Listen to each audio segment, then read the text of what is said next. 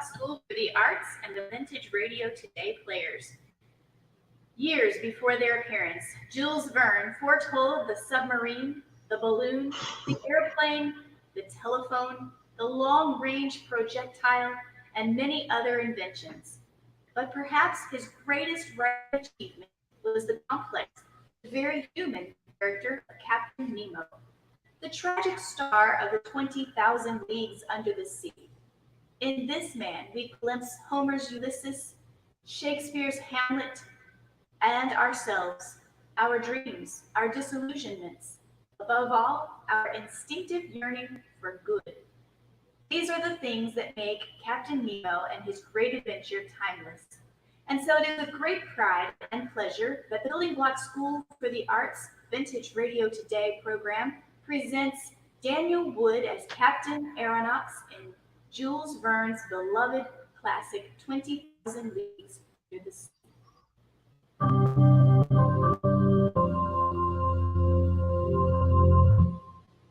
The earth does not need new continents. It needs new men. My name is Pierre Aronnax. I am an associate professor in the Museum of Natural History in Paris. The year is 1866. Delving into the unknown, as I do, there is little that surprises me. And yet, today, in this modern life, unbelievable newspaper headlines shock the world. Extra! Extra! A steamer attacked by a sea serpent! Read all about it! Extra! Extra! Extra! Another ship attacked! Navy to sea monster! Extra! Extra!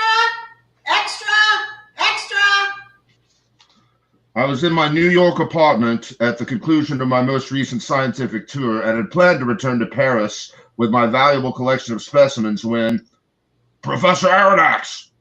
Yes, concise. What is it? Commander Farragut of the United States Navy to see you, sir.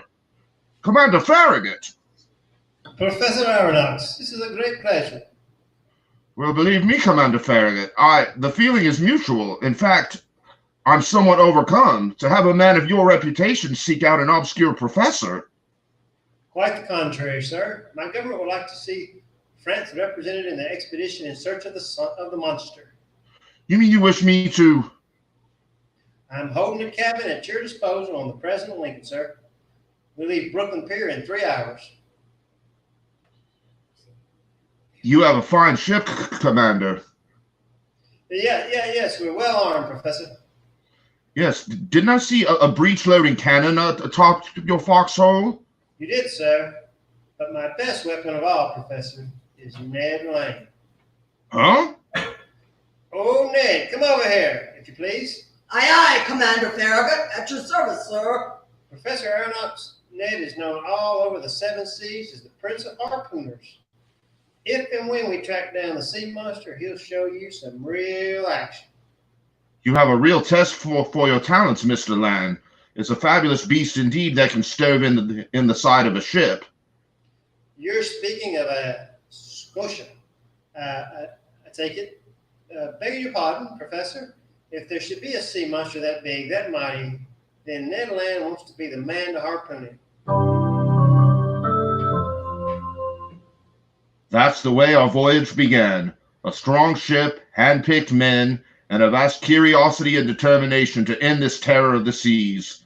On and on we went, past the Marquesas, the Sandwich Islands, across the Tropic of Cancer, and headed for the China Seas. And then... Oh, hi there! The very thing we're looking for on our weather beam, the sea monster. I can't harpoon it, sir. The monster's running in circles around us. We can't get near enough for me to use my harpoon. Right the helm, ahead as you are. It's no use, Commander. The monster's going twice as fast as we are. I know it, sir. There's only one thing left to do. Stand and fight. Up to the foxhole, cannon men.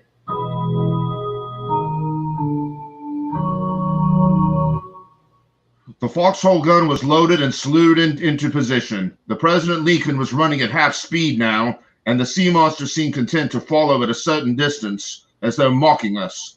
The gunner, steady of eye, brave of face, took long and careful aim, and then... Fire! Watch out, sir! The monster's closing in on us! That shot made him mad! He's gonna ram us! Professor Aronnax! He's falling overboard! And so has Ned Land!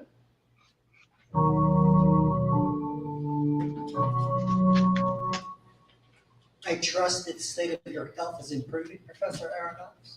Ugh, where am I?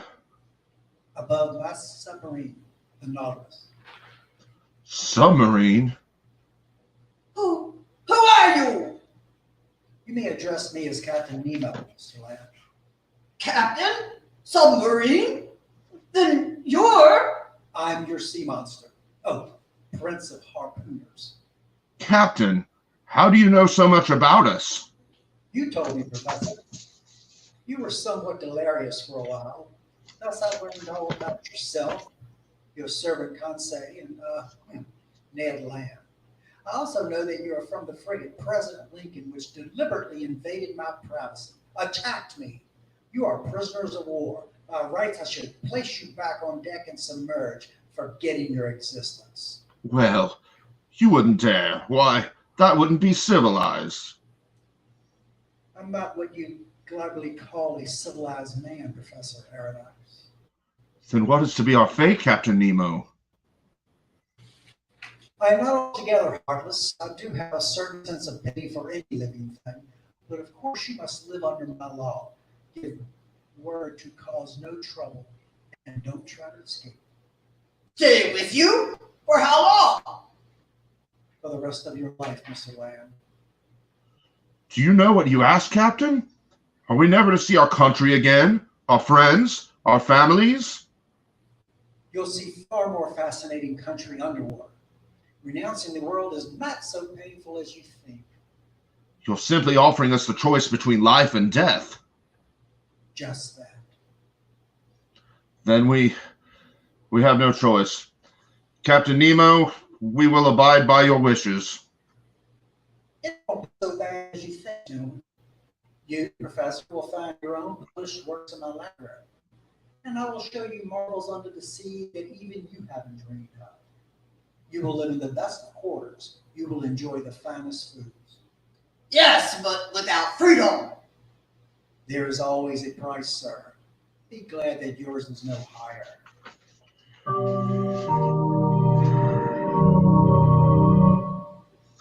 We were fed, housed in comfortable quarters, and we slept. But little did I dream of the wonders that tomorrow would bring. Right after breakfast, Ned and Conseil were taken to their permanent quarters, while I was escorted to a luxurious suite adjoining the quarters of Captain Nemo himself.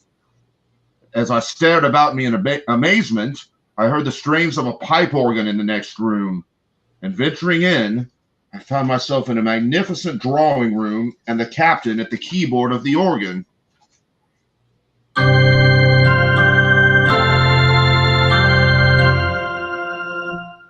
Good morning, Professor Aronnax. You seem somewhat surprised to learn that I practice the arts as well as the sciences. I must confess, Captain Nemo, I scarcely expected to find you a musician of such inspired music. Inspired? I see, too, that you have priceless works of art on the walls. A Madonna by Raphael, a Virgin by Da Vinci, a Nymph by Caravaggio, and an Assumption by Murillo. I see that the professor of natural history has not neglected his cultural training. Even a museum professor can have taste, sir, and a zest for life and appreciation of beauty. I like you, Professor Aronnax. I like courage in a quiet man. Native pride. You have no answer for this turn of events? I must admit, I don't know what to say. Then say nothing, but watch instead. I have another wonder to show you. I go over here to press a lever.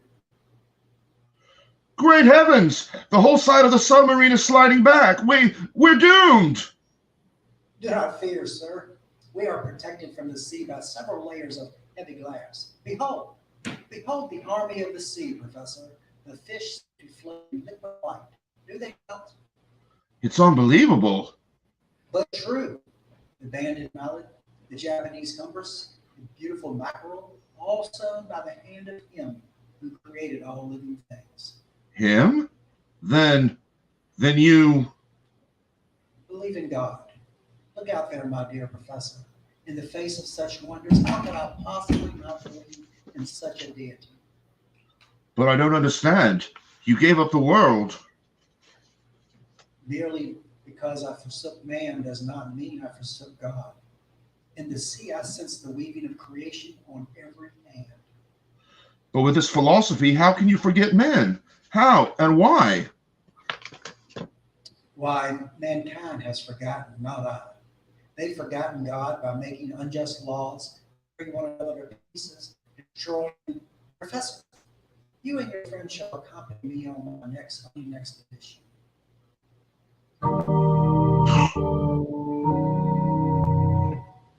If you will kindly don these diving suits and weighted boots, we'll soon be off on the hunt. Hunt in diving suits? Captain Nemo has promised undreamed wonders, Ned. I can believe that, sir. We've now arrived at the forest of the lost island of Crespo, gentlemen. You have your suits on? Now please put the helmets in place. I'm about to close the waterproof door. We were in utter darkness. The Rukiro apparatus began operating as soon as our helmets were fixed firmly in place, and I breathed with ease. Now I was about to step into a completely new element, the sinister unknown, led by a man who, for all I knew, was mad. A second door, located in the outer shell of the Nautilus, slid back, and in another moment I was treading the floor of the ocean.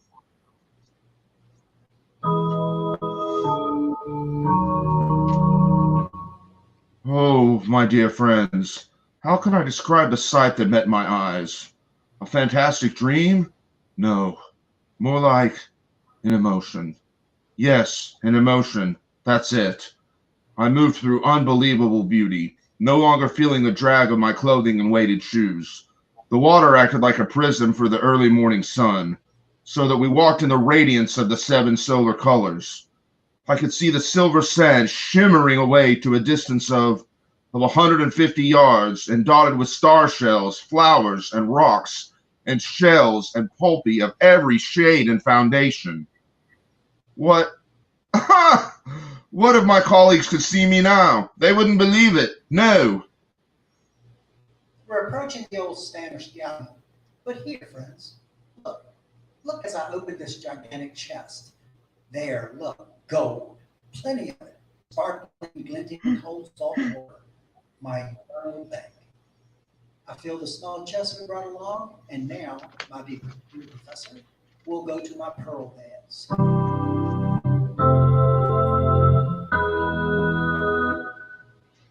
Captain, all these riches we saw today, you can only use so much. What good is the rest unless you help your fellow man? Professor Aronnax, you are my guest, an onlooker. I do not desire your advice. But it seems such a waste, sir, with so much need in the world. Enough. Yes, there is need. I am and ever shall be one with unfortunates. Oh, Captain, look out there. A diver. He's looking in at us. Oh, yes, we're near shore. But what does he want? You ask a question, Professor, you shall have your answer.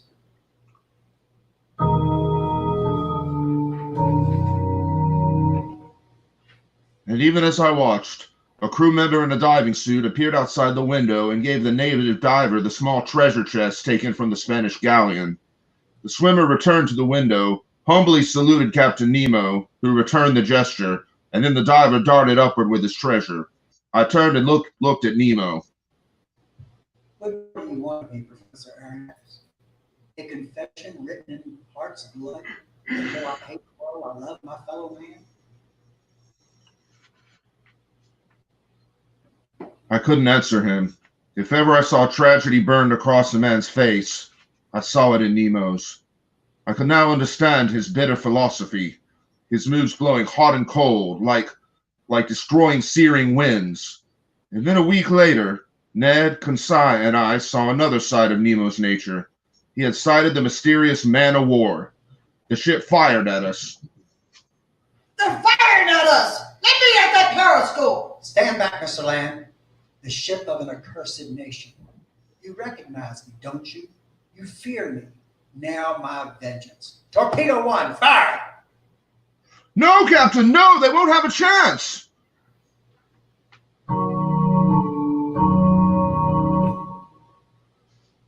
The man of war seemed to disintegrate. Captain Nemo watched it sink, an archangel of hatred. Then he turned and entered his quarters. I followed him as though hypnotized.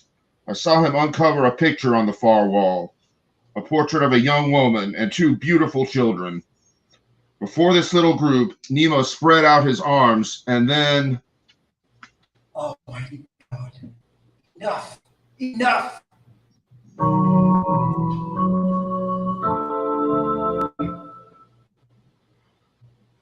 After that catastrophic occurrence, the Nautilus moved into more and more of a dream world, and then Ned came to me with his plan.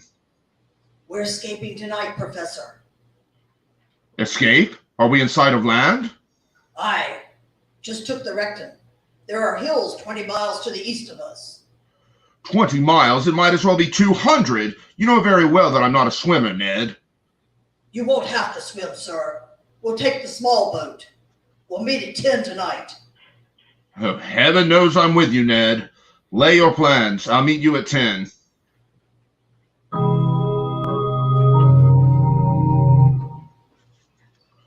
I went to my quarters, dressed in my stoutest sea garment, collected my notes, and settled down to await the appointed time. And then music from a tormented soul, longing to break its earthly bonds. Such music as could only come from Captain Nemo himself. And then my heart froze in terror. The very room I must cross in order to make my escape. I made my way to the drawing room. The room was in a greenish half-light. Nemo sat before the pipe organ, playing as though music were his last avenue of expression in life. I held my breath. I passed in back of him. I reached for the far door. Stop! Captain Nemo arose and came straight toward me. I slammed the heavy door, bolted it, and ran to meet Ned. Professor, is that you? Yes, let's go. Aye, sir. We have service to take on fresh air. They're coming after us. Quick, up on deck. Come on, Professor, hurry. Oh, good heavens, a storm. A storm, nothing. It's a maelstrom. Quick, get on the small boat. Oh, now the waves? We're caught in the maelstrom. We're going down. You're safe, Professor. Quite safe now. Conseil? Same, sir. And he is Ned, too. He brought us through the maelstrom safely. We're in a fisherman's hut on the Lofton Rock Islands, Professor. But the Nautilus? She was caught fair in the middle of it and went down, sir. And it's no better than she deserved, if you ask me. If anyone could survive such a storm, Captain Nemo could. At least, I hope so. You hope so. Yes, Ned. After traveling 20,000 leagues under the sea with Nemo, I hope he lives on to conquer his hatred for the world, forget vengeance in his love for the oppressed. As Ecclesiastes questioned 6,000 years ago, that which is far off and exceedingly deep, who can find it out? I hope that Captain Nemo can find his answer.